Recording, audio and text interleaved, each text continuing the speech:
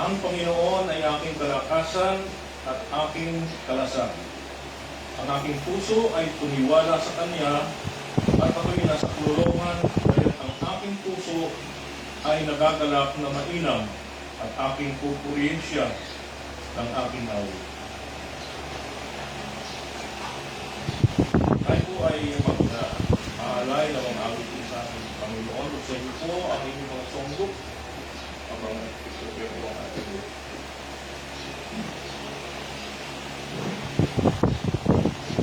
song number 29. Glory to His name.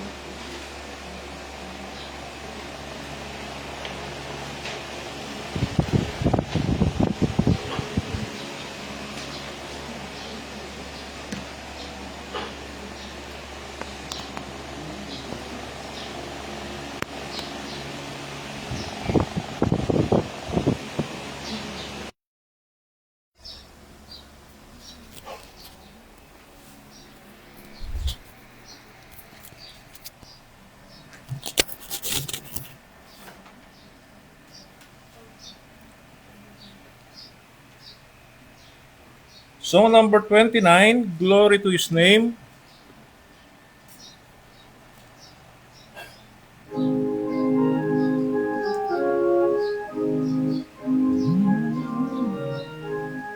Glory to His name. On the first stanza, sing. Down at the cross where my Savior died, down where my cleansing for sin I cried, there to my heart was the blood applied. Glory to His name. Glory to His name. Glory to His name. There to my heart was the blood applied. Glory to His name. Second stanza. I am so wondrously saved from sin. Jesus so sweetly abide within. There at the cross where He took me in. Glory to His name. Glory to His name. Glory to His name. There to my heart was the blood applied. Glory to His name.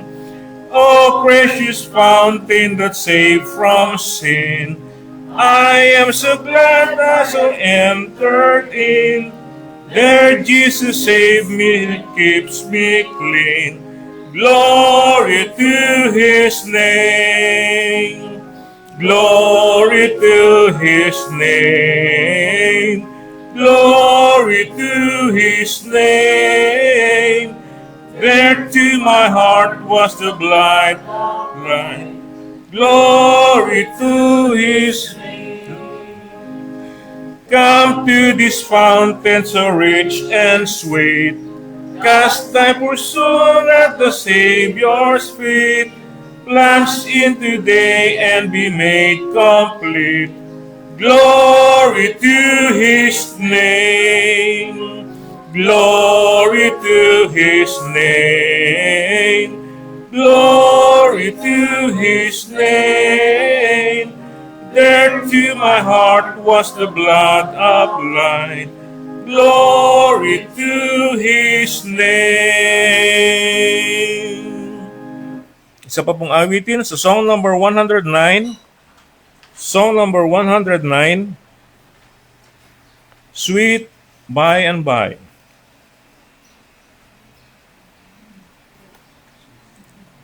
There's a land that is bigger than they. Song number 109, Sweet by and by.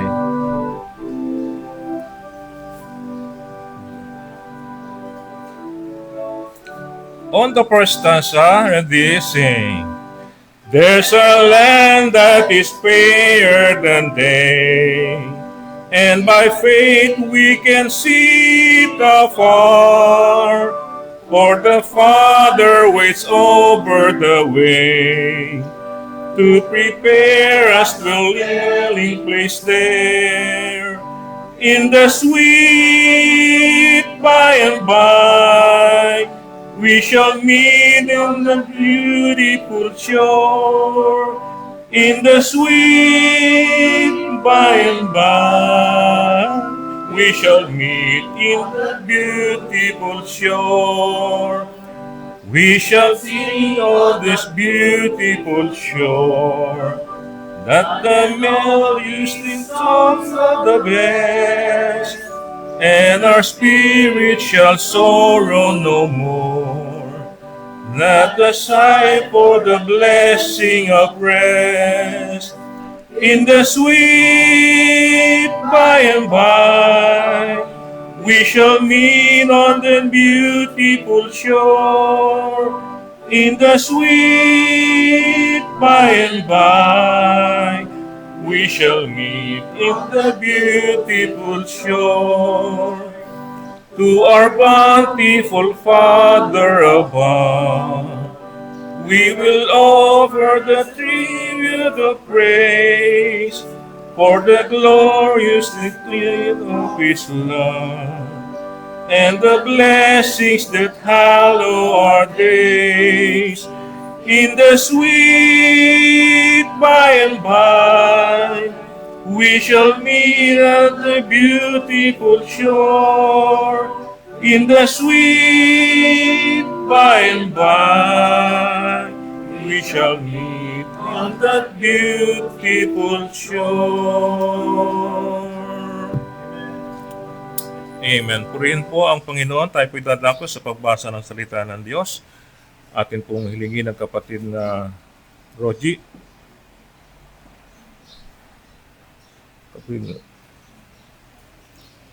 Tumayo po tayong lahat. Buksan po natin ating mga Bible sa Ecclesiastes chapter 9.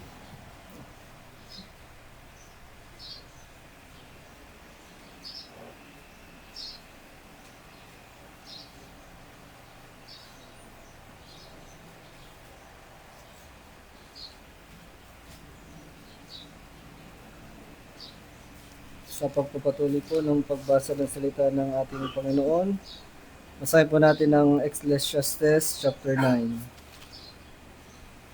Verse 1.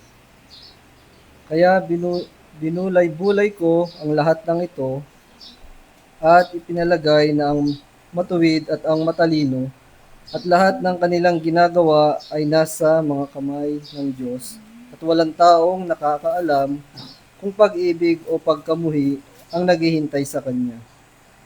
Iisa ang hantungan ng lahat, ng matuwid at ng masama, ng mabuti at ng makasalanan, ng malinis at ng marumi, ng mga naghahain, ng mga handog, at ng mga hindi nagsasagawa nito. Kung ano ang nasa mabuting tao, gayon din sa makasalanan. Kung ano ang nasa mga gumagawa ng pangako, gayon din at sa mga natatakot gumawa nito. Ito ang masama sa lahat ng bagay na nagaganap sa ilalim ng araw. Iisang wakas na umaabot sa lahat. Higit dito, ang puso ng mga tao ay puno ng kasamaan at may nananahang kahibangan sa kanilang puso habang sila'y nabubuhay. At pagkatapos ay sasama na sila sa mga patay. Lahat ng taong nabubuhay ay may pag-asa. Ang buhay na aso ay mas mabuti kaysa patay na leon. Pagkat alam ng buhay na sila'y mamamatay, ngunit ang patay ay walang alam kahit na ano. Wala na silang kakamtin pang gantimpala. Pati alaala sa kanila ay nalilimutan. Ang kanilang pag-ibig, ang pagkamuhi, at ang kanilang panibugho ay matagal nang napawi. Kailanman ay hindi na sila magkakaroon ng bahagi sa anumang nangyari sa ilalim ng araw. Humayo ka, kanin mo ang iyong pagkain na may kagalakan at inumin mo ang iyong alak ng may masayang puso, pagkat ngayon kinalugdan ng Diyos na iyong ginagawa. Lagi kang magdamit ng puti at lagi mong pahiran ng langis ang iyong ulo. Magpakaligaya ka sa asawa mo na iyong minamahal sa lahat ng araw ng walang kabuluhang buhay na itong ipinagkalob sa iyo ng Diyos sa ilalim ng araw. Sa lahat ng iyong mga araw na walang kabuluhan, pagkat ito ang iyong kapalaran sa buhay at sa pagpapagal mo sa ilalim ng araw. Anumang masumpungang gawain ng iyong kamay, gawin mo sa abot ng iyong makakaya, pagkat sa libingang pupuntahan mo ay wala ng paggawa, pagpaplano, ni kaalaman o karunungan. May nakita pa akong iba sa ilalim ng araw. Ang takbuhan ay hindi para sa matuling, o ang digmaan ay para sa malalakas. Ang pagkain ay hindi para sa matatalino, o ang kayamanan ay para sa mga labis ang talino, o ang kaluguran ay para sa mga maalam. Kundi ang panahon at pagkakataon ay dumarating sa kanilang lahat. Last verse. Hindi pa po mga kapatid. Verse 12. Higit sa lahat, walang taong nakakaalam kung kailan darating ang kanyang oras, kung paanong ang isda ay nahuhuli ng lambat, o ang mga ibon ay napasusuot sa bitag. Gayon ang mga tao ay napapatibong ng masamang panahon na bumabagsak sa kanila ng hindi inaasahan. Verse 13. Nakita ko rin sa ilalim ng araw ang halimbawang ito ng karunungan na labis kong hinahangaan. May isang maliit na lungsod na iilan ang nakatira dito. Ito ay sinasalakay ng isang makapangyarihang hari, kinukubkob at pinaliligiran ng mga kagamitang pangkubkob. Sa lungsod na iyon ay may nakatirang isang mahirap ngunit matalinong tao, at nailigtas niya ang lungsod na iyon sa pamamagitan ng kanyang karunungan. Ngunit walang nakakaalala sa mahirap na taong iyon. Kaya sinasabi ko, ang karunungan ay mas mabuti kaysa lakas. Ngunit hindi pinapahalagahan ang karunungan ng maralitang taong iyon at hindi na pinakikinggan ang kanyang mga salita. Ang tahimik na mga salita ng matalino ay higit na dapat pakinggan kaysa sigaw ng tagapamahala ng mga mangmang. As verse 18, ang karunungan ay higit na mabuti kaysa mga sandata ng digmaan, ngunit ang isang makasalanan ay nakasisira ng maraming kabutihan. Pagpalain ng pagbasa ng salita po ng ating Panginoon. Dumako naman po tayo sa pagbibigay nating tithes and offering.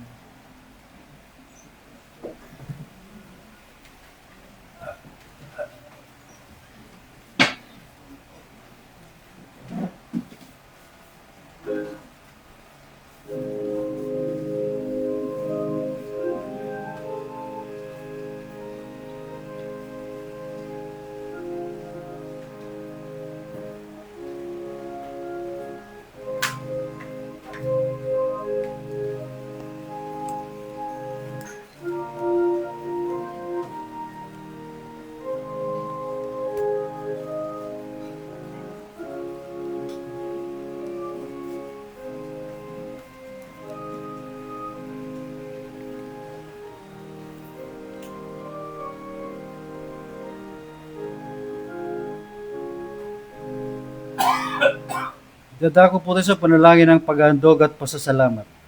Purihin ka, O Panginoon na Diyos ng Israel, magpakailan kailanman. Iyo, O Panginoon, ang kadakilaan at ang kapangyarihan, at ang kalawalatian, at ang kapagtatagumpay, at ang karangalan, sapagkat lang nanga sa langit at nanga sa lupa ay iyo. Iyo ang kaharian, O Panginoon, at ikaw ay natas na Pangulo sa lahat. Ang mga kayamanan at gayon din ng mga karangalan ay nagagmumula sa iyo, at ikaw ang nagpupuno sa lahat, at nasa iyong kamay ang kapangyarihan at kalakasan, at nasa iyong kamay ang pagdadakila at pagpapalakas sa lahat. Kaya't ngayon, aming Diyos, kami ay nagpapasalamat sa iyo at aming pinupuri ang iyong maluwalhating pangalan. Ngunit sino ba kami na kusang makapaghandog sa ganitong paraan? Lahat ng bagay ay nagmula sa iyo at binabalik lamang namin sa iyo ang binigay ninyo sa amin. Sapagkat kami ay mga dayuhan at maglalakbay sa harap mo, gaya ng aming mga ninuno, Ang aming mga araw sa lupa ay gaya ng anino at hindi magtatagal. O Panginoon naming Diyos, lahat ng kasaganaang ito, niyandog namin ay nagmumula sa inyong mga kamay, pagkat lahat ng bagay ay sa inyo. Alam namin, aming Diyos, na inyong sinisiyasat ang puso at nalulugod kayo sa katapatan. Sa katuwiran ng aming mga puso ay kusang loob at walang pag-iimbot na inihahandog namin ang lahat ng bagay na ito. At lubos kami nagagalak sa kusang loob na paghandog na ito ng inyong mga anak. O Panginoong Diyos ni na Abraham, Isaac at Israel, ang pagnanasa nawang ito ay mapanatili ninyo sa puso naming lahat at manatili nawa kaming tapat sa inyo. Amen. Hango mula sa unang Kronika 29, 10-18.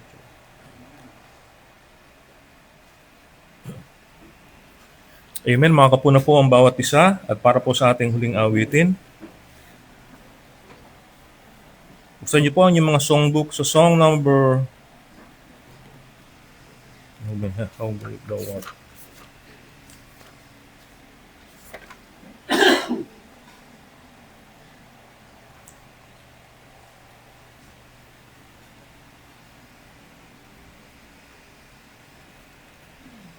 Anong page yung how great thou art?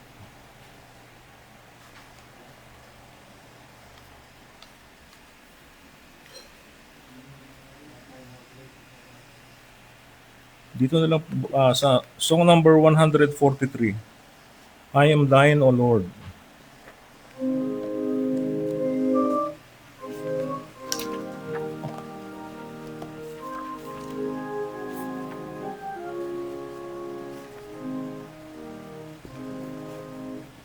I am thine, O Lord, on the first stanza, ready, sing. I am thine, O Lord, I have heard thy voice, and it told that love to me. But I long to rise in the arms of faith, and be closer drawn to thee. Draw me nearer, nearer, blessed Lord, to the cross where thou hast died. Draw me nearer, nearer, blessed Lord, to thy precious bleeding side. Consecrate me now to the service, Lord, by the power of grace divine. Let my soul look up with a steadfast hope, and my will be lost in thine. Draw me nearer, nearer, blessed Lord, to the cross where thou hast died. Draw me nearer, nearer, blessed Lord, to thy precious bleeding side. Oh, the pure delight of a single hour that before thy throne I spend.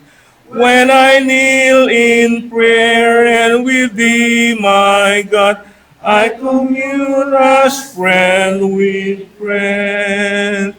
Draw me nearer, nearer, blessed Lord, to the cross where thou hast died.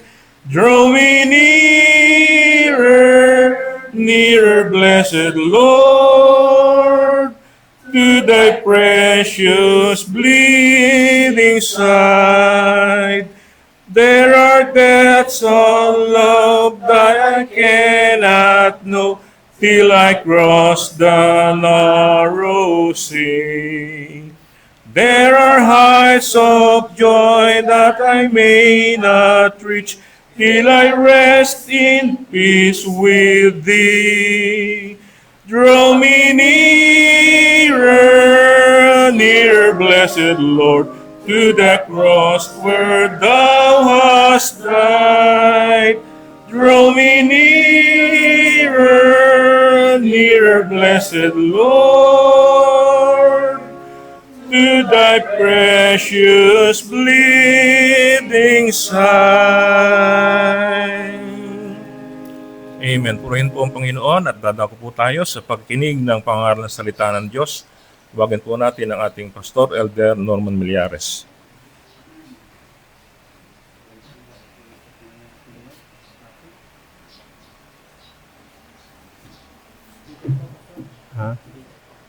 Or speaker.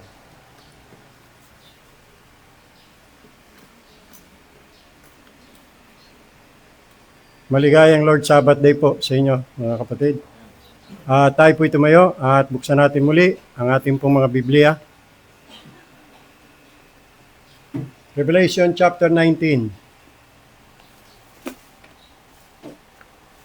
Revelation chapter 19. Ating basahin ang verse 11 hanggang 21. Narito ang sinasabi ng banal na kasulatan, King James Version, English.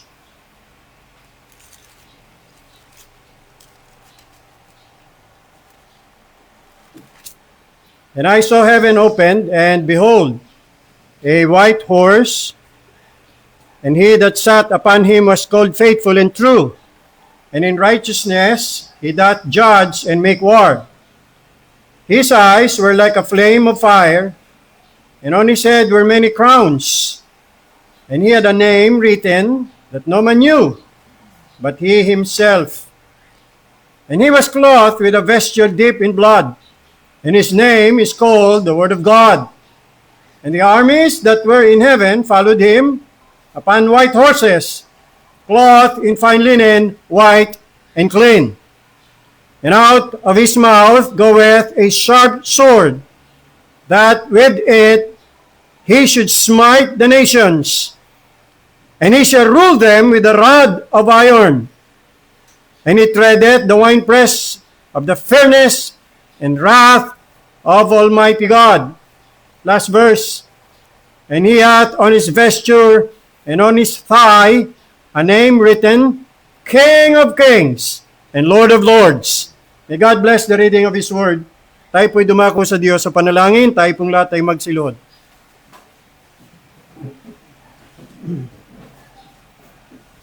Manalangin po tayong lahat. Panginoon naming Diyos, nakataas-taasan, banal at makapangyarihan sa lahat. Purihin kayo, Diyos, luwalatin kayo sa inyong kataas-taasan at kabanal-banalang kalagayan. Nawa ang pananambang ito ay maging katanggap-tanggap at kalugod-lugod sa inyo. Makasumpong nawa kami ng biyaya sa iyong paningin. Kinikilala po namin, O Diyos, ang aming mga kasalanan, mga pagkukulang, mga pagkakamali at karumihang nagawa. Patawarin niyo po kami at hugasan sa dugo ng aming Panginoong Hesus. Gawin niyo po kaming karapat-dapat sa iyong harapan. Iandahan niyo po ang mga puso sa pagtunghay namin sa iyong mga salita. Panalangin namin, O Diyos, namin yung banal espiritu ang bumagabag ng aming mga puso. Pakita niyo po sa amin ang tunay naming anyo, itsura, kalalagayan sa inyong harapan sa pamagitan ng iyong mga salita. Dalangin po namin, Panginoong Diyos, na kami ay maliwanagan. Maintindihan naming lubos ang mensahe na nais niyo pong ipaabot o ipabatid sa aming lahat.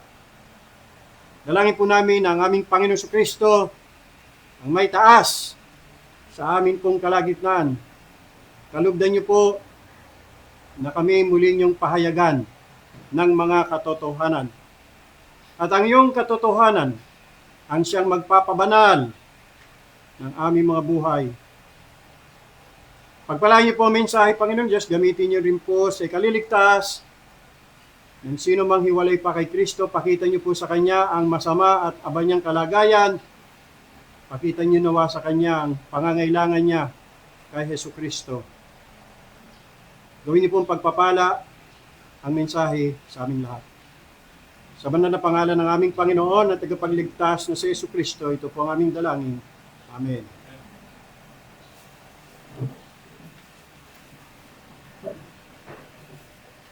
Take your seat. Salamat. Ang pamagat ng atin pong pag-aaralan ay The Coming King o The King is Coming. Ito po ang ikalawang bahagi ng ating seryeng pag-aaral tungkol sa araling The Millennial Kingdom of Jesus Christ.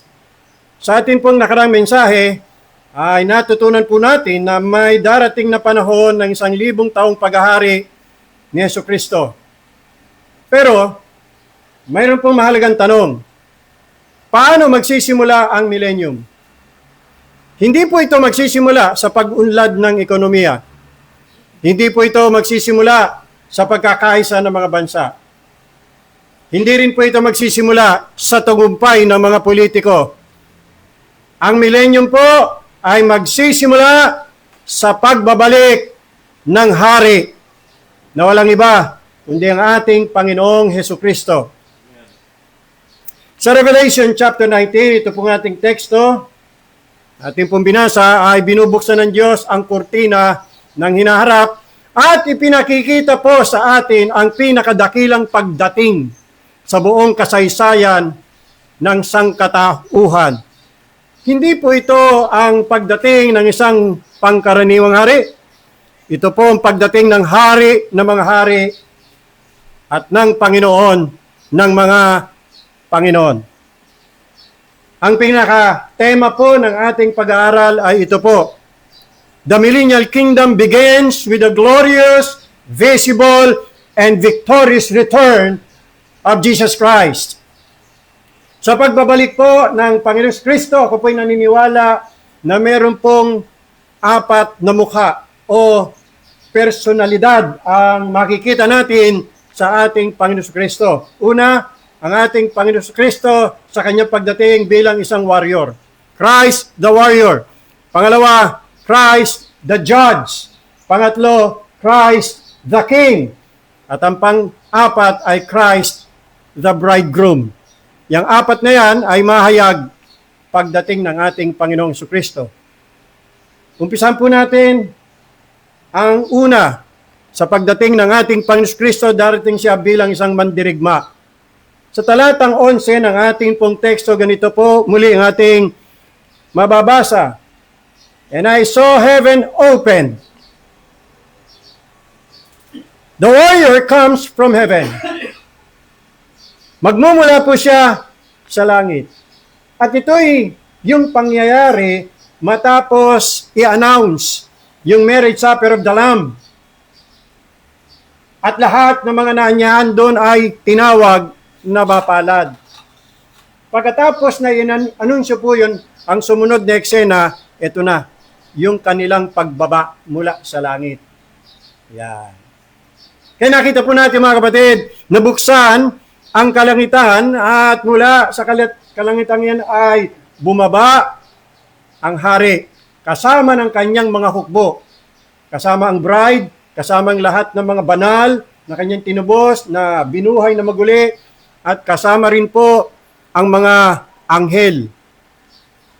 Lahat ng mga hukbo, bababa po yan dito po sa lupa. Kaya makita natin na ang mandirigma na si Jesus Christ ay nagmula sa langit. Noong unang hong pagdating ni Kristo, ipinanganak po siya sa sabsaban. Dumating siya bilang lingkod. Dumating siya upang magligtas. Ngunit, sa kanyang ikalawang pagbabalik, hindi na ho siya sanggol, hindi na ho siya nagdurusang lingkod, siya ay darating bilang isang mandirigma, warrior. Pangalawa, yung kanyang karakter ay makikita po natin. Ang sabi muli sa talatang 11, faithful and true. Tinawag si Jesus Christ na mandirigma na faithful and true. Ang lahat po ng kanyang ipinangako ay kanyang tutuparin. Wala ho sa lahat ng mga ipinangako ni Jesucristo ang hindi niya tutuparin.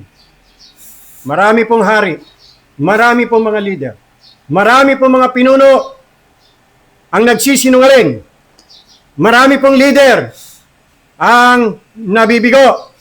Ngunit si Kristo po kailanman hindi mabibigo. Bakit? Sapagkat siya po ay faithful and true.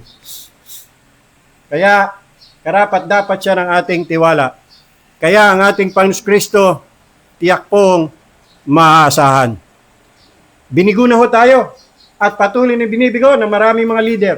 Dito na lang ho sa ating bansa, hindi na natin maasahan yang mga pinuno po natin. Huwag ho tayo dyan mag-rely.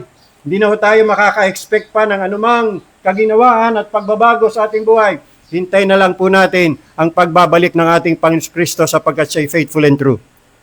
Yan po ang kanyang karakter. Pangatlo, makikita po natin yung kanyang warfare, his warfare. Again, ang sabi po ng ating talata, verse 11, and in righteousness, he doth judge and make war. In righteousness, he doth judge and make war. Alam niyo po, ang digmaan ng tao ay kadalasang bunga ng kasakiman. Ang digmaan ng tao ay kadalas ay bunga ng kapangyarihan, ng galit, power tripping, personal na interest. Yan. Pero ibahin niyo po ang ating Panginoon Kristo. Ang digmaan ng ating Panginoon Kristo ay banal at matuwid. Yan ang dahilan kung bakit magkakaroon ng digmaan. Sabi nga ng Ecclesiastes, in chapter 3, a time to war. A time to hate and a time to war. There is a time for war. Kaya nga mo, maraming mga digmaan nangyayari po sa buong mundong ito, pero yung sa lahat ng digmaan na yan, ang pinakamaganda at pinakamabuting digmaan ay ang digmaan ng ating Panginoon Kristo. Bakit po? Sapagkat ang kanyang digmaan o gera ay in righteousness. You see? In righteousness. He that judge and make war. Ang Panginoon Kristo po ay lumalaban sa kasamaan. Sapagkat galit siya sa kasamaan. Kinamumuhian at kinasusuklaman niya ang kasamaan. Kaya siya mangdidigma. At ang kanyang pagdirigma ay sa katwiran at kabanalan. Tayo po ay nabubuhay sa mundong puno ng kawalan ng katarungan. Nainis po tayo sa nakikita nating injustices na umiiral sa mundong ito. Lalong-lalo na dito sa ating bansa. Wala nang justice, puro justice. Pero darating pong araw na ang tunay na hari ay kikilos laban sa lahat ng kasamaan. Itaga niyo po yan sa bato. Kadalasang tanong ng mga tao, bakit ang kasamaan ay umiiral? Bakit may kasamaan? Bakit laganap ang kasamaan? Bakit ang masasama ay patuloy sa paggawa ng kasamaan? Ang sagot po dyan ay makikita ho natin sa Ecclesiastes Kapitulo 8. Basahin po natin. Ecclesiastes Kapitulo 8, talatang 11. Puntahan po natin yan. Proverbs, pagkatapos ng Proverbs, Ecclesiastes. Psalms, Proverbs, Ecclesiastes. Basahin po natin ang Kapitulo 8, versikulo 11. Pakinggan niyo po ang sabi. Kapag ang hatol sa isang krimen na hindi kaagad iginawad, ano resulta? Ano bunga? Ano mangyayari?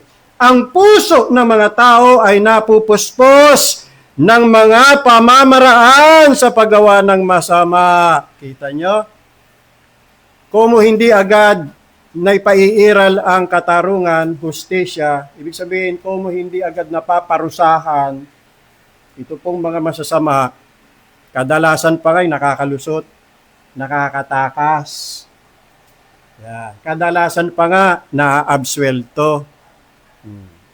Kita nyo nangyari sa ating mga politiko. Kung sino pa'y lumalaban sa korupsyon, yung pang nakulong. Pambihirang. Anong klaseng hustisya mayroon tayo dito? Yung lumalaban sa korupsyon, yung paunang nakulong eh.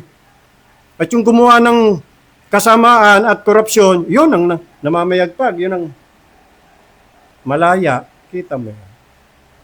Kaya ang tao, gawa ng kasalanan, akala kasi nila, hindi sila mananagot.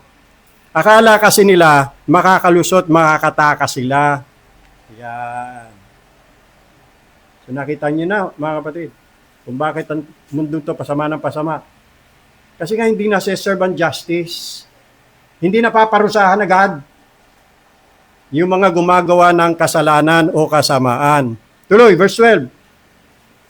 Kahit na ang isang tao'y gumawa ng krimen, ito naman ang sabi ni Solomon, sa kanyang observation, ang pinakamatalinong tao, isa sa pinakamatalinong tao na buhay sa mundo ito, siyempre, pangalawa lang siya kay Jesus Christ. Ito po ang kanyang naobserbahan, na kahit ng tao ay mabuhay ng 100 ulit o gumawa ng krimen ng 100 ulit at mabuhay na matagal, kita niyo yung tao, no? Habang nabubuhay na matagal, ano ginagawa? Krimen. Kaya dapat lang talaga yan, no? Lipulin. So ngayon, naintindihan nyo na kung bakit may baha, bakit may lindol, bakit may mga kalamidad, bakit may mga dilubyo. Kasi hindi papayag ang Diyos ng tao mabubuhay ng matagal. Kasi ang tao pagka pinagbigyan niyang mabuhay na matagal, ang gagawin lang ho'y puro kasalanan. Ayan ho ang sagot. Naintindihan ho natin.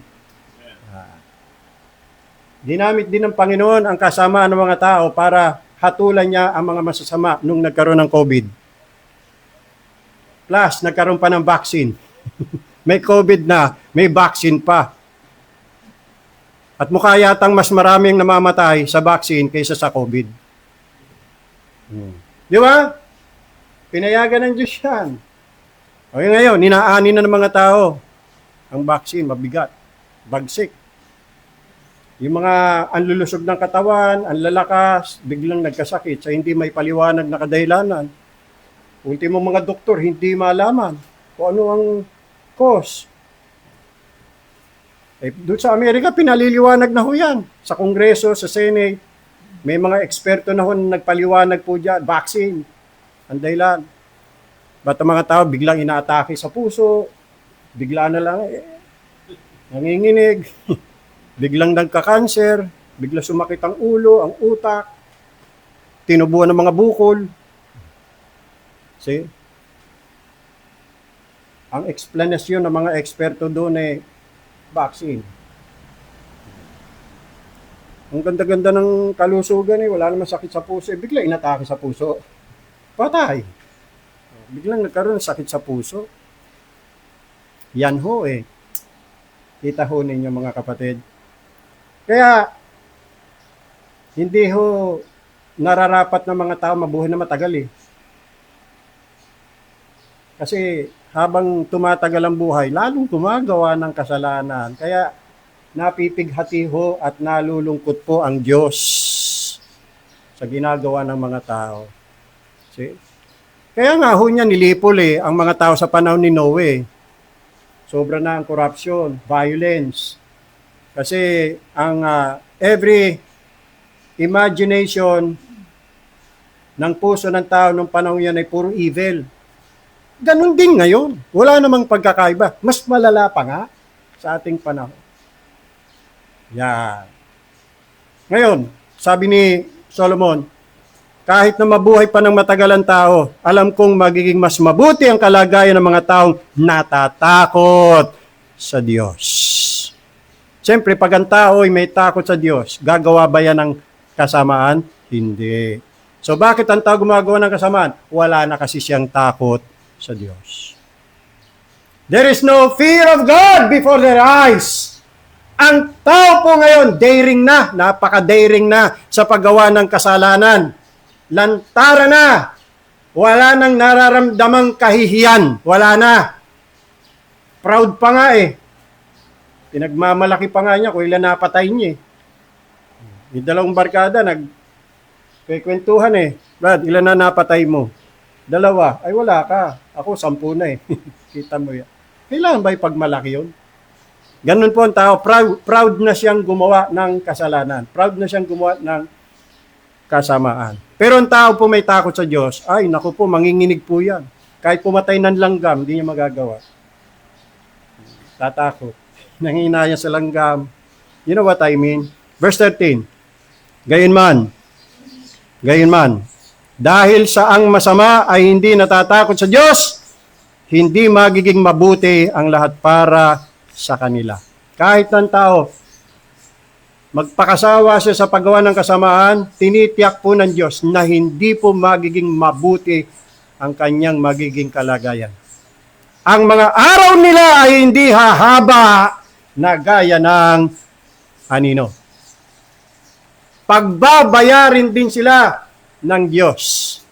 Ang Panginoon ay maghihigante at hindi niya papayagan ng lahat ng mga gumawa ng kasamaan, kabuktutan, katiwalian ay hindi magbabayad. Pagbabayarin at pagbabayarin sila ng Diyos. Tandaan niyo po yung mga kapatid. Ngayon, nakalusot man sila, hindi ho sila makakalusot sa atin hong Panginoon sa Kristo pagdating ng araw na yan. Lagot sila. Deuteronomio, Kapitulo 32, versikulo 35. Buksan po natin at ating basahin. Deuteronomy, chapter 32. Dito po sa talatang 35. 32, 35. Ako ang gaganti. Maliwanag na sinabi ng Panginoong Diyos. Ako ang sisingil. May oras na sila ay madudupilas din. Malapit na silang mapahamak. Ito ay darating sa anumang oras. Ayan. Hahatulan ng Diyos. Verse 36, ang kanyang bayan. At sa mga alipin ay habag yung taglay. Kung makita niyang lakas ay pumanaw, wala nang natira alipin o laya man. At ito po mismo ang kinote ni Apostle Paul nung sinulat niya ang epistle to the Romans. Doon po naman sa Roma, Kapitulo 12, talatang 19. Romans chapter 12, verse 19. Kinote po yan ni Paul, yung Deuteronomy. Romans chapter 12, verse 19.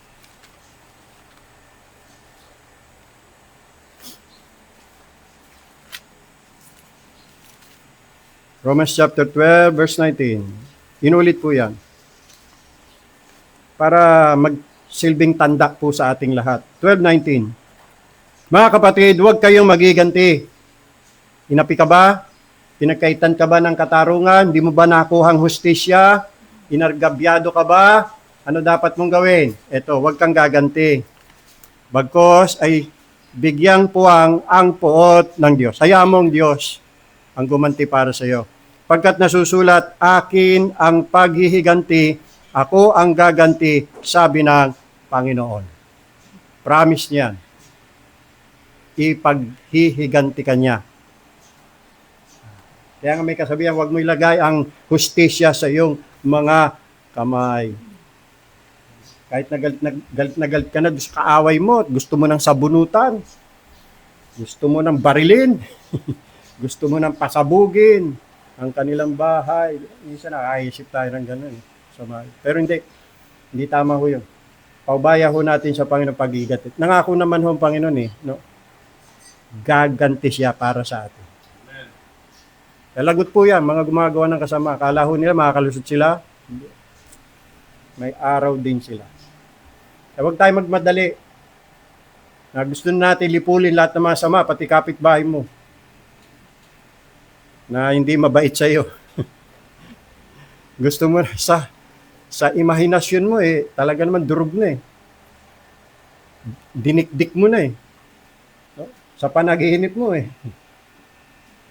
Talagang tinadtad mo na Nauna pang mamatay yung kapitbahay mo sa panaginip mo Well, wag mo lang gawin. Actual. Masama. Huwag kang papatay. Hayaan natin, Panginoon. Justice will be served in God's appointed time.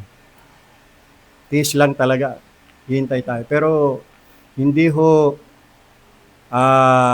makakalimot ang Diyos sa kanyang pangako. Tandaan niyo po mga kapatid, hindi po kailanman mananalo ang kasamaan at kasalanan. Hindi po kailanman magtatagumpay ang kasamaan laban sa Diyos. Kung inakala ng ilan o ng karamihan na para bagang natatalo na ang Diyos dahil ang kasamaan ang namamayagpag sa mundong ito, nagkakamali po kayo, pinadadama lang sila ng Diyos. Nag-iipon lamang sila ng puot ng Diyos. Basahin natin ang Roma Kapitulo 2. Roma Kapitulo 2. Romans chapter 2. Hindi po kinaliligtaan ng Diyos yung mga kasamang ginagawa nila. Noted po yan. Noted. Noted po yan.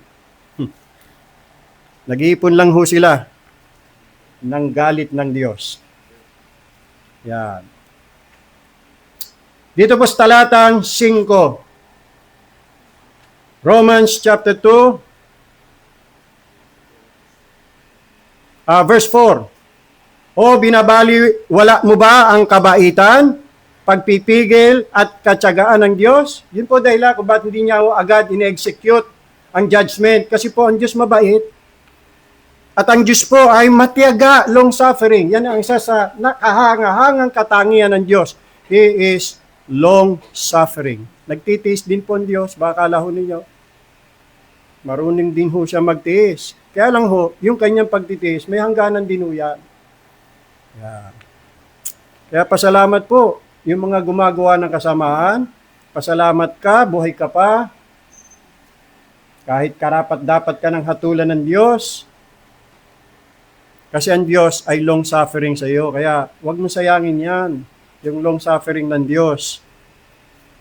Tuloy, hindi mo ba alam na pinagtiyatsagaan ka niya para bigyan ng pagkakataong magsisi? Ayo. Kaya samantalahin mo na. Ang tagal-tagal na eh. Lagi mo nang napapakinggan ang pangangaral ng salita ng Diyos. Hanggang ngayon, wala ka pa ring response. Isipin mo yan. Kailan ka pa tutugon? Kailan ka pa sasagot? Pag huli na ang lahat? Pag nandyan na, dumating na ang hari, naku, lagot ka na, wala ka ng pag-asa. Kaya mag-isip-isip. Habang may pagkakataon pa, kasi hindi lahat ng panahon may pagkakataon, mauubos din ang iyong pagkakataon. Kaya huwag mong sayangin. Magsisi ka na. Magbalik loob sa Diyos. Kilalanin mo ang kanyang anak na si Jesucristo. Na Hari, Panginoon, tagapagligtas ng ibuhay. Manampalataya ka sa Kanya. Pailalim ka na sa Kanyang gobyerno at pamamahala. Verse 5. Ngunit dahil sa katigasan, sige, patuloy kang maging matigas. Patuloy mong baliwalain ang mga mensahe ng Diyos sa iyo, ang mga paalaala sa iyo ng Diyos. Sige, magbingi-bingihan ka. Sige, gawin mo pa kung anong gusto mong gawin. Sige, magpakasasa ka sa iyong mga kalayawan. Patigasin mo pa ang iyong ulo. At huwag kang magsisi.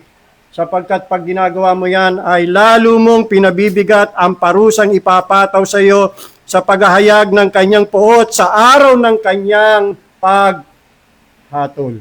Ang Diyos ang gaganti sa tao ayon sa kanyang gawa. Sa King James Version, sa English, sabi nun, thou treasurest up to thyself the wrath of God.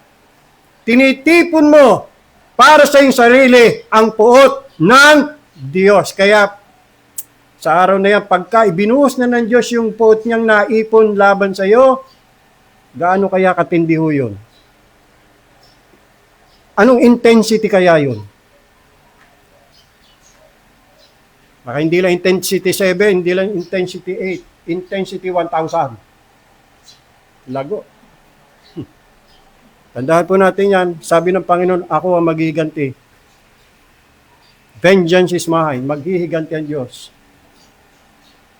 Wala, masyado na kasing nilapastangan ng mga taong Diyos eh. Masyado nang niyurakan ng kanyang dangal, ang kanyang karangalan eh. Sobra na eh. Yan ang dahilan mga kapatid ko, ba't nasabi ko na ang mundo ngayon, ang mundo natin, hinog na sa judgment ng Diyos. Hinog na eh. Argabyado na ho ang Diyos. Pighati na po ang Diyos. sa mga kasamaan na ginagawa ng mga tao ngayon.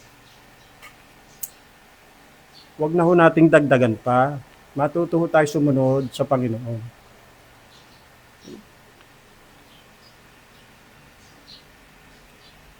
Kailanman hindi magtatagumpay ang kasamaan laban sa Diyos.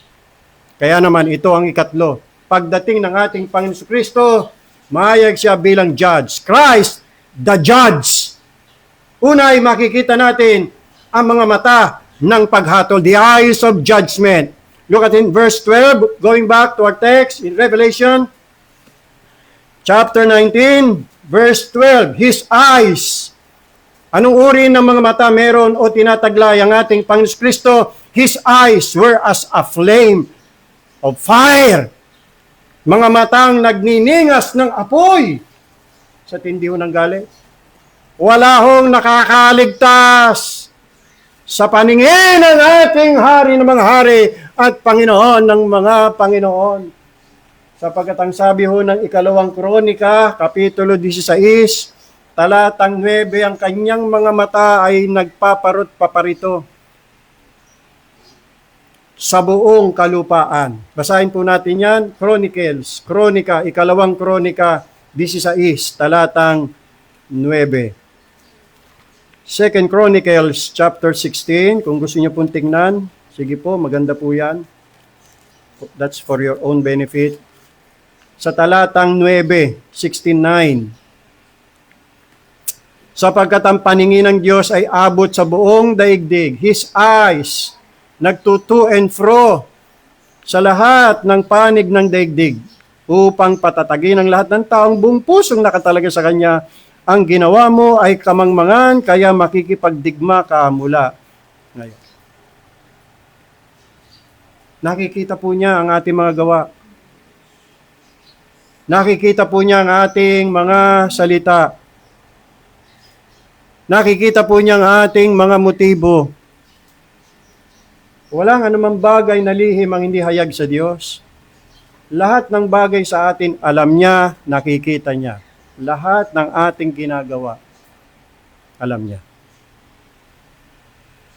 Yan ang mga mata ng paghatol. Pangalawa, ay ating makikita yung tabak ng kanyang paghatol, the sword of judgment. Going back to our text, chapter 19, verse 15 ng Revelation, sabi po diyan, out of his mouth goeth a sharp sword. Mula sa kanyang bibig ay lumalabas ang isang matalas na tabak. Ano po ibig sabihin nito? Ito po ay larawan ng kanyang makapangyarihang salita. Sa pakikipagbaka o pakikipagdigma, hindi ho kailangan ng Panginoon Sus ng tangke. Hindi po kailangan ng Panginoong Sus ng mga missile, ng mga jet fighter, ng mga malalakas na armas. Hindi rin po niya kailangan ng hukbo. Isang salita lamang po mula sa hari ay sapat na upang gibain ang kanyang mga kaaway. Isang salita lang. Tapos silang lahat. That is the sword of judgment. And thirdly, makita po natin the certainty of judgment. Tiyak po yan. Mangyayari po yan, mga kapatid. Tingnan niyo po. Sa unang pagdating niya, maraming tumanggi sa kanya. Sa unang pagdating niya, siya ay kinalaban. Sa unang pagdating niya, siya ay hindi tinanggap. Sa unang pagdating niya, siya ay itinakwil. Siya ay pinatay. Pero sa ikalawang pagdating niya, wala na hong makakatanggi sa kanyang otoridad o kapangyarihan. Wala. Tingnan niyo po kung paano po inilarawan ang ikalawang pagbabalik ng ating Panginoon Kristo. Darating siya sa kanyang buong kaluwalhatian at kaningningan. Mateo 25, Matthew chapter 25, verse 31. Dito po, inilarawan ang grandiosong pagbabalik at pagpapakita ng ating Panginoon Kristo sa talatang 31 ng Mateo 25. Pakinggan niyo po at aking babasahin. Darating ang anak ng tao, yan po'y walang iba kundi ang ating Panginoon Kristo, sa kanyang kaluwalhatian. Sa kanyang kaluwalhatian. kasama ang kanyang mga anghel, at luluklok sa kanyang makalangit na trono. At ano po ang kanyang gagawin? Titipunin niya ang lahat ng tao at pagbubukod-bukurin tulad ng ginagawa ng pastol sa mga tupa at mga kambing. 33, ilalagay niya sa kanan ang mga tupa at sa kaliwa ang mga kambing. At sasabihin ng hari, kita niyo ang tawag sa kanya? Hari. That's my king. That's my Jesus Christ. My king. Siya na ba ang hari mo? Si Hesus Kristo ba ang hari mo? At ikaw ba ay nagpapailalim sa kanyang gobyerno, kapangyarihan, at otoridad? Sumusunod ka ba sa kanya? Sinusunod mo ba talaga siya? O ikaw pa rin ang nasusunod sa buhay mo? Darating ang hari, haharap ka sa kanya, at naway kabilang ka doon sa mga tupa ng Panginoong Sus. Kasi ang sasabihin ng hari sa mga nasa kanan, big sabihin mga tupa, hali kayo, mga pinagpala ng aking Ama, manahin ninyo ang kahariang inihanda sa inyo. Kailan? Mula pa ng likhain ng sanlibutan. Aba, tingnan niyo yung kaharian, mamanahin nila. Kaninong kaharian yan? Kaharian niya ng hari. Oh, mapapasama sila sa kaharian. Yun yung millennial kingdom. Kailan yan? Pagdating niya. Mapalad. Papasok sila doon sa millennium, 1,000 years. At maghahari siya. Sila roon kasama ng hari ng mga hari at Panginoon na walang ba kundi si Jesus Christ. Manahin ninyo para pala sa kanila yung kaharian eh. Tingnan niyo po ang kaharian para lang po yan sa mga tupa ni Jesus Christ at hindi po sa mga anak ng tupa.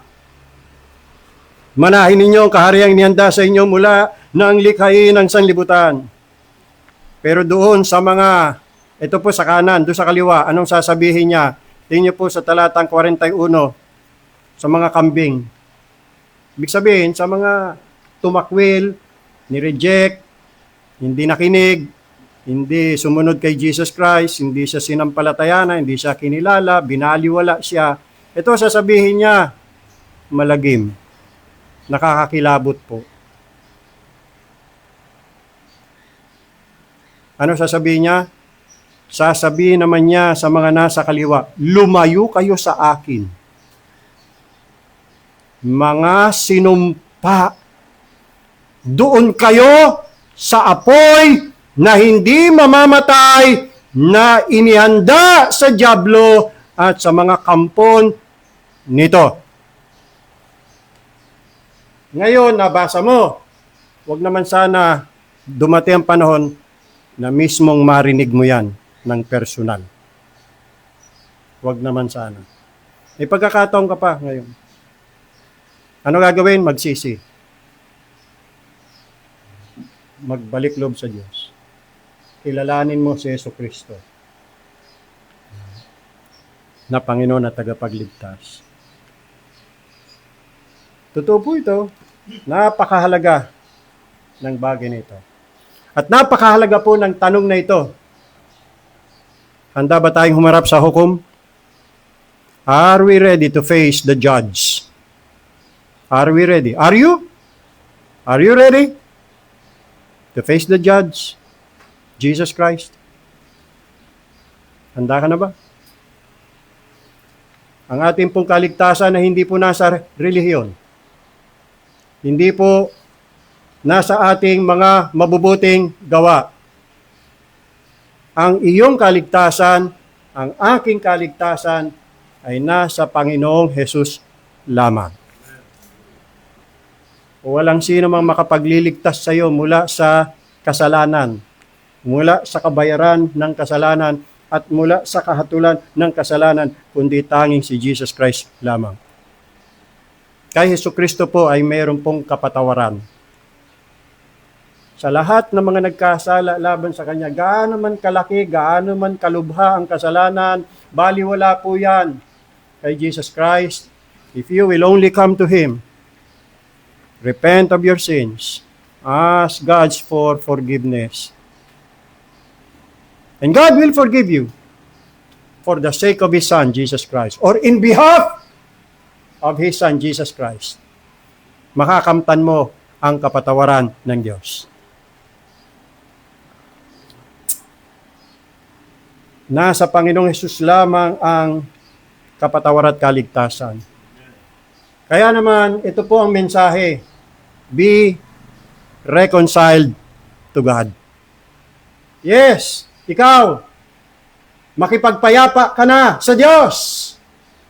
Be reconciled. Gaya ng sinabi ng 2 Corinthians 5:20, now then we are ambassadors for Christ, as though God did beseech you by us. We pray you in Christ's stead, be ye reconciled to God. Makipag-ayos ka na sa Diyos, makipagpayapa ka na sa Diyos. And you know what? This is the good news. Reconciliation is through Jesus Christ. Makakalapit ka na sa Diyos. Pwede ka na makipagpayapa sa Diyos. Dahil nga ang Diyos galit sa iyo because of your sins. Pero sa pamagitan ng kanyang anak na si Jesus Christ, ilalapit ka niya. Siya magiging tagapamagitan. Padrino. Sapagkat ang sabi naman sa talatang 18 ng 2 Corinthians 5, and all things are of God who hath reconciled us to Himself by Jesus Christ. Paano nare-reconcile ang taong enemy ng Diyos? Through Jesus Christ. Kahit ikaw, tinuturing ng Diyos na kanyang kaaway, dahil sa iyong mga kasalanan, kahit na ikaw ay rebelde laban sa Diyos, you can still be reconciled to God. How? By Jesus Christ. Yes. Kaya dapat makipag-reconcile ka na sa Diyos. Come to Jesus Christ. Tingnan mo at i-consider ang mga mananampalataya sa Colossae. Yung mga believers, yung mga Colossians, na kahit po sila tinaguriang alienated and enemies in their mind by wicked works, pero sila'y na-reconcile. Basahin natin yan. Colossians chapter 1 verse 21. Colossians chapter 1 verse 21, pakinggan niyo po. Sabi rito, dati malayo kayo sa Diyos. Hiwalay sa Diyos. Bakit? Dahil sa mga kasalanan at mga pagsalangsang. Ganyan din ang kalagayan mo. Yes, I'm talking to you. Ikaw ay malayo. Alam mo ba yon? Malayo ka sa Diyos at ikaw ay hiwalay sa Diyos bilang kaaway. Bakit? Dahil sa iyong masamang pamumuhay. Ang mga tao kasi walang pakundangan, bigla na lang lalapit sa Diyos, magdadasal sa Diyos, at kung ano pa mga dinidemand, mga hinihingi sa Diyos. Walang pakundangan eh. Hindi man lang kinikilalang ka ng mga kasalanan. Parang kala mo walang nagawang mali, kasalanan laban sa Diyos. Matik. Basta lang lalapit, mananalangin. Tapos pagka hindi pa napagbigyan ng Diyos sa kanyang panalangin, magagalit pa sa Diyos, sisisihin pa ang Diyos. Mumurahin pa ang Diyos. Napakawalang hiya talaga ng tao, no? Ubod ng kawalang hiya. Ano, may claim ka sa Diyos? Anong claim mo? May right ka sa Diyos? Anong right mo? Kaaway ka. Bakit? Dahil sa mga kasalanan. Rebelde ka. Hindi ka sumusunod sa Panginoon eh. Tumatanggi ka. Pero ganun pa man, kahit ganyan ang iyong kalagayan, kahit gaano man kasama, pwede ka pa rin ma-reconcile. Kasi nga, ito nga kita mo itong mga mananampalataya sa Colossae, na dati sila'y malayo sa Diyos at ibinilang na kaaway dahil sa masama nilang pamumuhay, pero tingnan nyo, 22, ngayon ay nakipagkasundo na kayo sa Kanya sa pamagitan ng kamatayan ng Kanyang pisikal na katawan upang may harap niya kayo sa Kanya na banal, walang kapintasan o batik. Wow! What a hope! And let me tell you this, pwede rin mangyari ito sa iyo. Hindi ka na magiging kaaway ng Diyos. Iibigin ka na ng Diyos.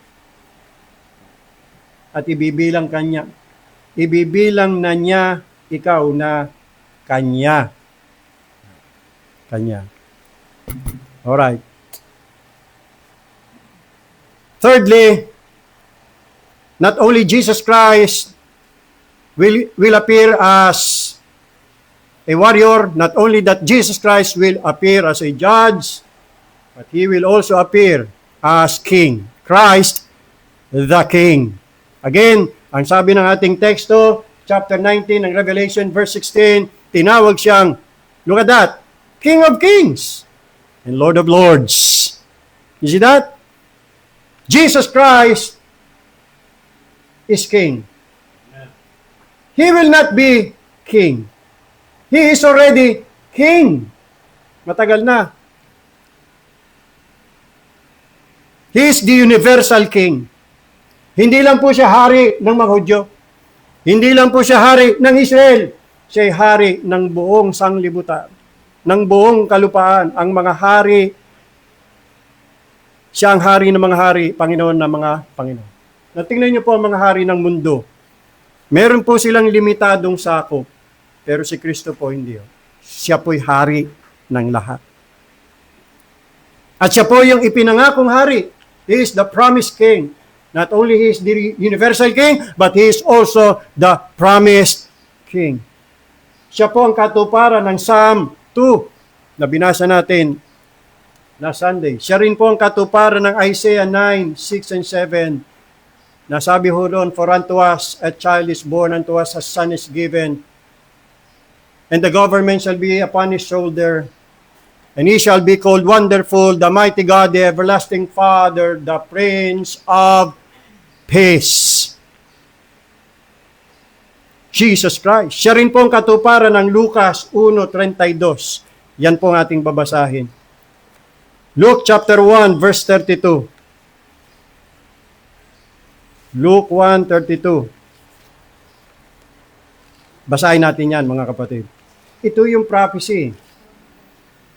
Bago pa dumating, bago pa ipanganak si Jesus Christ sa sabsaban, ito na pa yung hula sa kanya. Natupad po ito. Diba? At muling matutupad.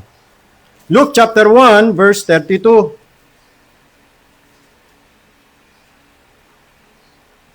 Verse 31 muna. Maglilihi ka. Ito po'y pananalita ni Anghel Gabriel kay Mary, the mother of Jesus Christ.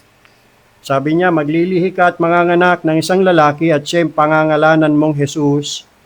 Anong hula? Magiging dakila siya. At tatawaging anak ng kataas-taasan. Ibigay sa kanya ng Panginoong Diyos ang trono ng kanyang amang si David. At maghahari siya sa angkan ni Jacob, magpakailanman, hindi magwawakas ang kanyang kaharian. At ang culmination niyan, mga kapatid, yung 1,000 years na maghahari si Jesus Christ dito po mismo ha, literal na paghahari, dito po mismo sa lupa. Kailan po yon? Pagbalik niya. What a blessed hope. Yung trono po ni David ay hindi ho nakalimutan ng Diyos. May pangako po ang Diyos. Natigil man ang kaharian ni David kasi pinatay nila ang Misaya natigil, pansamantala. Pero hindi po magpakailanman mababakante ang trono. Uupo at uupo ang successor ni David. At yan ay walang iba kundi ang anak ni David, si Jesus Christ. Ang mga pangako ho ng Diyos ay hindi ho kailanman nabibigo, mga kapatid. Tandaan po natin yan. At pagdating ng ating Panginoon Kristo, hindi lang siya universal king, hindi lang po siya promised king, siya po ay victorious king. Hindi ho siya babalik para subukang maghari. Hindi ho. Babalik po siya upang maghari. Kung noon, siya po ay tinaguriang o itinuring na rejected king, ngayon, hindi na po ito mangyayari. Siya po ang tatanghaling hari ng mga hari at Panginoon ng mga Panginoon. Tumutol ka man o hindi. Whether you like it or not, Jesus will remain to be the King of this world. Maraming tao po nais si Kristo bilang tagapagligtas eh. Marami sa mga tao, tanggap nila si Jesus Christ bilang kanilang Savior. Pero ayaw po nila na siya'y kilalanin bilang hari. Hindi pwedeng hinahati mo si Kristo eh. Pag tinanggap mo siya, hindi lang tagapagligtas, tanggapin mo rin siya bilang Panginoon at Hari. Hindi pwedeng ngayon tatanggapin mo Hari, tapos next time na lang, installment, tsaka ka na susunod. Mali yung ganun turo. At may mga pastor nagtuturo ng ganun. Installment. To follow na lang daw yung pagiging Panginoon ni Kristo. Aba, hindi ho.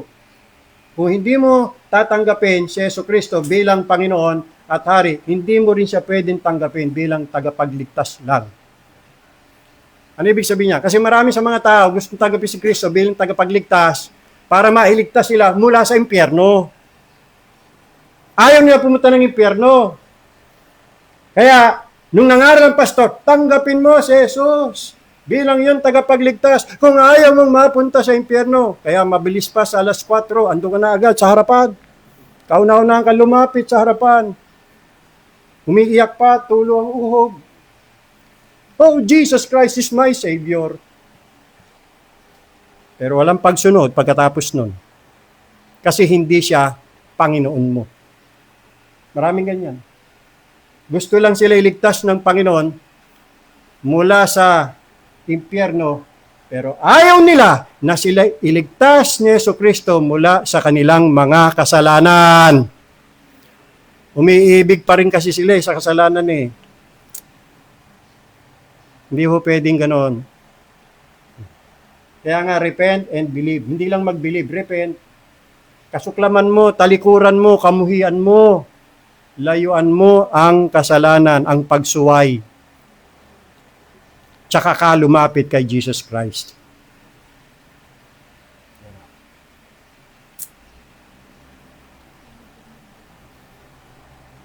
Marami pa rin sa mga taong umiibig at naliligayahan sa kanilang mga kasalanan. Walang pagsunod. Maliwanag lang yan at talagang hindi nila kinikilala si Jesus Christ na kanilang hari. Hindi po maaaring paghiwalayin ang dalawa. Ang hari na maghahari balang araw ay siya rin po ang hari na dapat nating sundin ngayon. Panghuli, si Jesucristo ay mahayag bilang bridegroom. Christ, the bridegroom. Balik po tayo sa Revelation chapter 19. Dito po sa talatang 7, magkasunod po itong event. Ito po yung sinasabi ko kaninang announcement. Revelation chapter 19 verse 7. Yan. Let us be glad and rejoice and give honor to Him. So may announcement, mayroong kapahayagan. Saan po ito nangyari o nangyayari? Sa langit, sa verse 1. Many people in heaven saying hallelujah, salvation and glory and honor and power unto the Lord our God. And in verse 7, nag-announce sila ng kagalakan ng kasiyahan, let us be glad and rejoice and give honor to Him. For the marriage of the Lamb is come, and His wife hath made herself ready. May asawa pala siya. May wife siya. Sino ito? Alam naman natin, sa turo ng Bible, yan ang church. The bride of Jesus Christ. So Jesus Christ is the bridegroom and the bride is His church. Yan. Verse 8, and to her was granted that she should be arrayed in fine linen, clean and white, for the fine linen is the righteousnesses of saints. And He said unto me, right, blessed are they who are called unto the marriage supper of the Lamb. Ito yung marriage feast, marriage banquet. Magkakaroon po ng salo-salo, ng inuman, ng kainan, bilang celebration ng pagsasama na ng mag-asawa, namely Jesus Christ and the church. And He said unto me, these are the true sayings of God. And I fell at His feet to worship Him. And He said unto me, see thou do it not. I am thy fellow servant and of thy brethren that we have the testimony of Jesus. Worship God! Worship God! For the testimony of Jesus is the spirit of prophecy. Now take note, pagdating sa verse 12, ayan na, bababa na sila. Yung verse 7, o verses 1 to 10, ang eksena nasa langit. Pagdating na sa verse 11 to 15, bababa na sila. Yeah. Pagdating sa verses 17 to 21, ang eksena, lupa, gera. Yung Battle of Armageddon. Magiganti na ang Panginoon. Hatulan niya na ang mga taong lumapastangan, yumurak ng kanyang dangal. See? So nabanggit po the marriage of the Lamb. Kaya maliwanag po, pagkatapos ng paghukom ng mga kaaway, ay makikita natin ang kagalakan ng kasalan. Yan po ang susunod. Yung Matthew 25, yung judgment of the nations, pagkatapos po niyan, pagkatapos na maibulid na yung mga kambing, at dinisown sila ng Panginoon, sinumpa sila, tinapon sa lawa ng apoy, millennial kingdom na. So lahat ng mga tupa, papasok po doon. Walang kambing. Kahit isa, wala. Mga tupa lang ng Panginoon Kristo. Yan po'y larawan ng mga tinubos. Sila po yung mga elect of God. Kaya makita niyo mga kapatid, there will come a time na kahit na isang taong masama, makasalanan, ay wala sa lupang ito. Walang isang unsaved, unbeliever, unregenerate ang iiral sa panahong ito. Wala. Puro mga believers, puro mga redeemed, puro mga regenerate, puro mga Christians ang iiral sa mundo ito. Doon na ho mangyayari na wala na ho ang mga masasama kahit isa. Sa millennial kingdom, millennial reign ni Jesus Christ. Pero magkakaroon pa rin ng mga masasama. Yun ang irony ho dun. Dadami pa kasi mga tao. Yun po, pag-aaralan po natin yan sa mga susunod nating talakayan. Pero may panahon talaga, may time na darating ang panahon na kahit isang unsaved, wala. Wala. Sa mundong to, wala. Yan ang kagandahan. At ito po'y larawan ng walang hanggang pakikipag-isa ni Kristo sa kanyang bayan. So the bride, nakita po natin, at ang bride ay ang minamahal na iglesia ng ating Panginoon Kristo.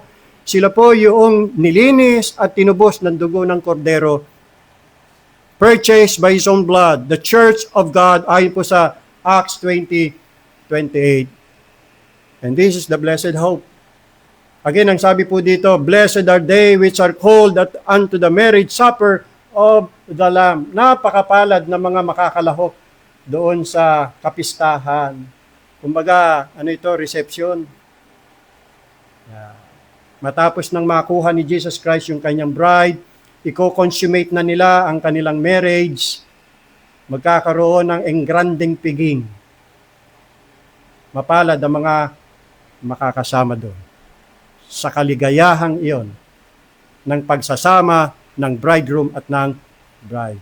Napakalaking biyaya ang mapasama sa mga panauhin ng dakilang piging na ito.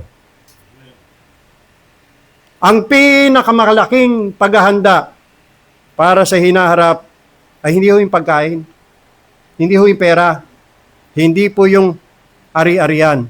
Ang pinakamalaki at pinakamahalagang paghahanda ay ang pagiging handa na makatagpo si Kristo. Are you ready? Are you excited? Are you sure na makakasama ka sa piging na ito? Sa handaang ito? Na kung tawagin ay the marriage supper of the Lamb. You can be sure if you know Jesus Christ. If Jesus Christ now is your Lord, Savior, and King. Now finally, sa ating pong pagtatapos, tingnan po natin ang defeat ng kanyang mga kaaway, the defeat of his enemies. Going back to Revelation chapter 19, look at in verse 17 up to verse 21. In verse 17, and I saw an angel standing in the sun, and he cried with a loud voice, saying to all the fowls that fly in the midst of heaven, come and gather yourselves together unto the supper of the great God, that ye may eat the flesh. Iba po itong supper ng great God doon sa marriage supper of the Lamb. Dito sa supper of the great God, digmaan po ito Kaguluhan po yan Doon sa marriage supper of the Lamb, kasiyahan yon, kaligayahan yun, piging po yun So ito po yung hahapunin ay yung mga papatayin. At ang hapunan ay para po doon sa mga ibon, vultures na kumakain ng laman ng tao. Yeah. Come and gather yourselves together unto the supper of the great God, that ye may eat the flesh of kings. Mga kaaway, Jesus Christ. And the flesh of captains, and the flesh of the mighty men, and the flesh of horses, and of them that sit on them, and the flesh of all men, both free and enslaved, both small and great. And I saw the beast and the kings of the earth. You see that? Kings of the earth. And their armies gathered together to make war against him, against Jesus Christ, that sat on the horse, and against his army. 20, and the beast was taken, the Antichrist, and with him the false prophet, that wrought miracle before him, with which he deceived them that had received the mark of the beast, and them that worship his image. These both were cast alive into a lake of fire, burning with brimstone. And the remnant were slain with the sword of him that sat upon the horse, which sword proceeded out of his mouth, and all the fowls were filled with their flesh. Nabusog ang mga ibon. Nakakain ng mga patay na mga katawan ng mga kaaway ni Jesus Christ. Yan ho, their defeat. The gathering of the nations, nakita natin, nagtipon ang mga hari at hukbo ng sanlibutan laban kay Jesus Christ. Ito po yung sukdulang pag-imagsik ng tao laban sa Diyos. Pero hindi ho sila uubra. Nakita natin ang pagkatalo ng Antikristo. Nahuli ho yung Antikristo, nahuli yung false prophet, at sila'y kapwa itinapon sa lawa ng apoy. Salamat. Nagwakas din sila. At nakita natin ang kompletong tagumpay ni Jesus Christ. Mapapansin nyo, walang mahabang labanan, walang pag-aalinlangan na resulta, naitala na ng Diyos ang katapusan. Bago pa man po ito mangyari. Si Kristo po ang mananagumpay.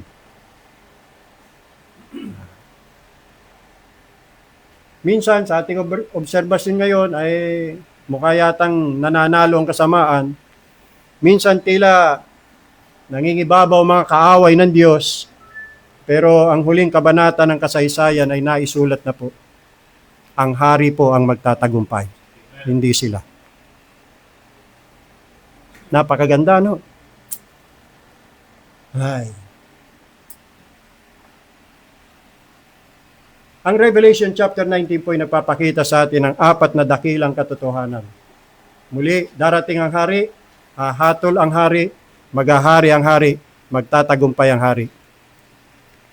Ang pagkatapos ng kanyang matagumpay na pagbabalik, magsisimula ang kanyang millennial kingdom. Itong dahilan kung bakit tayo po ay pre-millennial. Naniniwala po tayo na una, babalik si Jesus Christ, pagkatapos itatatag po niya ang kanyang kaharian. Ang ating po pag-asa ay hindi po nasa sa pagbuti ho ng mundo. Hindi na ho bubuti itong mundo. Huwag na ho kayo masa. At hindi ho dyan nakasalalay ang ating pag-asa. Ang ating po pag-asa ay hindi ho nakasalalay sa pamumuno ng mga politiko. Naku po, hindi na ho tayo aasa ho dyan. Palagi na lang tayo bibigay niyan. mabibisit lang ho tayo. Ang ating pong pag-asa ay nasa pagbabalik po ng ating hari. Kaya't habang iniintay po natin ang kanyang pagdating, mga kapatid, namamanhikan po ko sa inyo, mamuhay tayo na may kabanalan. Maging tapat po tayo sa Ebanghelyo. Maglingkod po tayo ng may kagalakan. Manabik po tayo sa pagbabalik ng ating Panginoong Jesus. Sapagkat darating po ang araw na ang langit ay mabubuksan at makikita po ng buong mundo ang hari ng mga hari at Panginoon ng mga Panginoon. Ang kahuli-huliang panalangin ng Biblia ay ito po, Amen. Even so, come Lord Jesus. Revelation 22:20. May God bless the message. Sa atin hong mga puso, tayo po'y dumulog sa Diyos sa panalangin.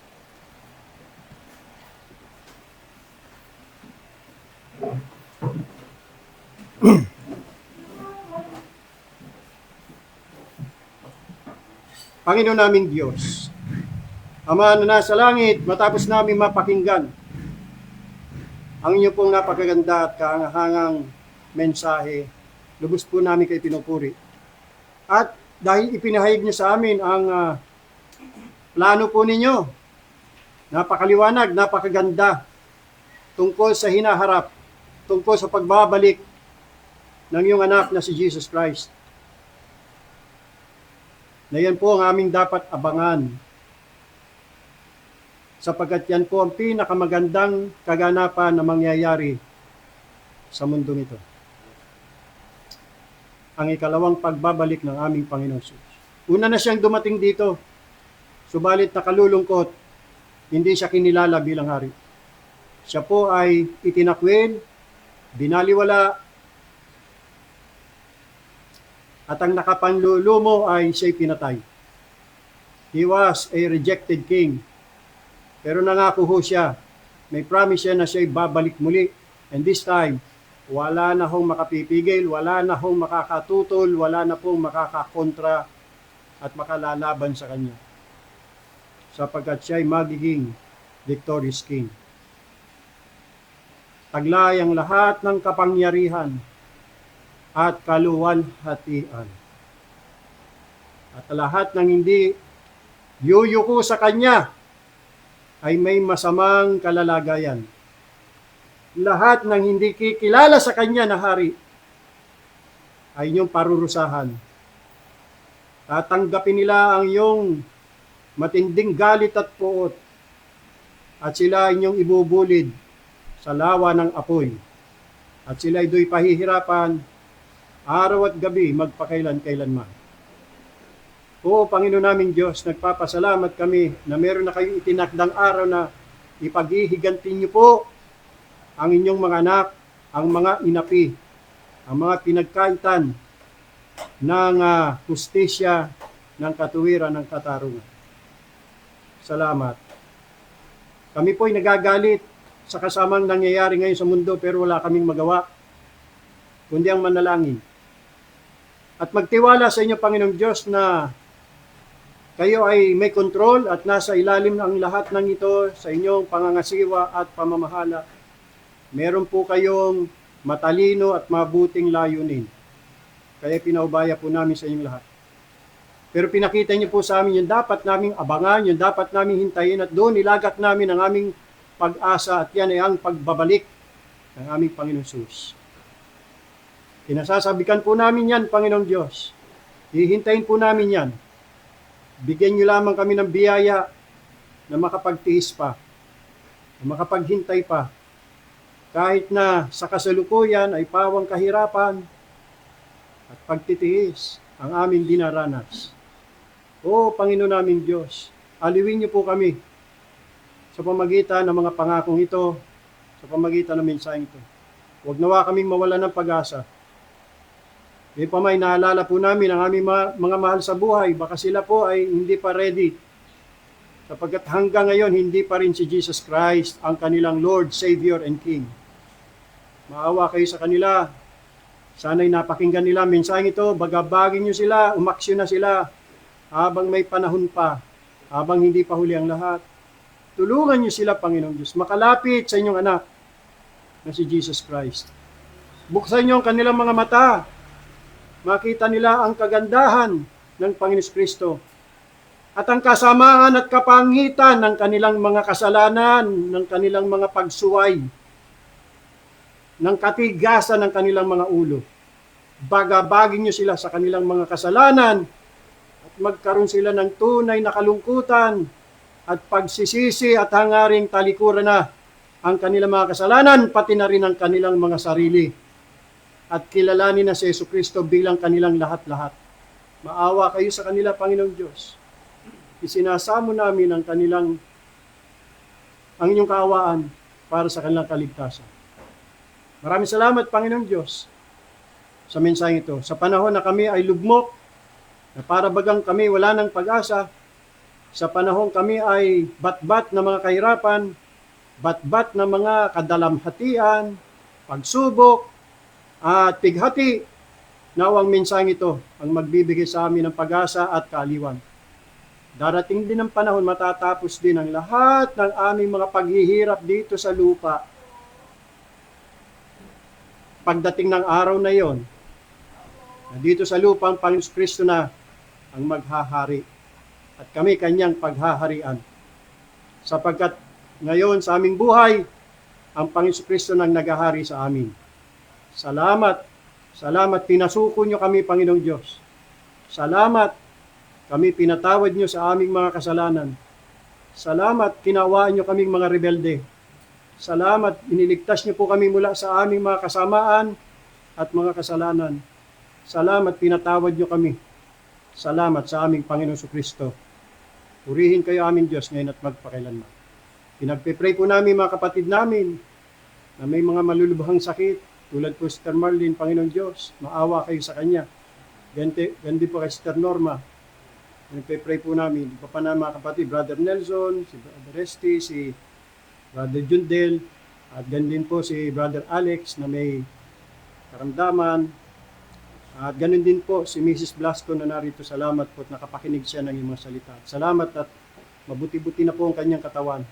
Patuloy namin pinagpipray na patuloy sa bigyan pa ng malakas na pangkatawa at kalusugan at makita po niyang kabutihan niyo sa kanyang buhay at lubos niyang makilala ang iyong anak na si Jesucristo. Lahat po ng mga kapatid namin na may mga iniinda, tulungan niyo nawa sila at makita nila mabuti niyong layunin sa kanilang buhay, Panginoong Diyos.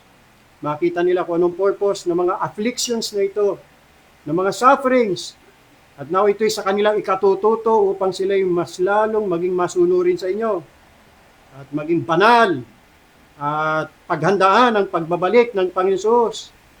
Upang sa ganon, sa araw na yon, haharap kami sa Kanya na hindi po kayaya. Pagpalain niyo po ang mensahe sa mga puso, Panginoong Diyos. Purihin kayo ngayon at magpakilanman. Sa banal na pangalan ng aming Panginoon tagapagligtas na si Jesucristo, ito po ang aming dalangin. Amen.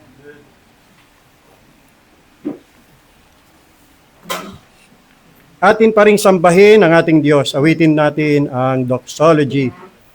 Praise God from whom all blessings flow. Praise Him all creatures here below. Praise Him above ye heavenly host. Praise Father, Son, and Holy Ghost. Amen. Amen. Amen.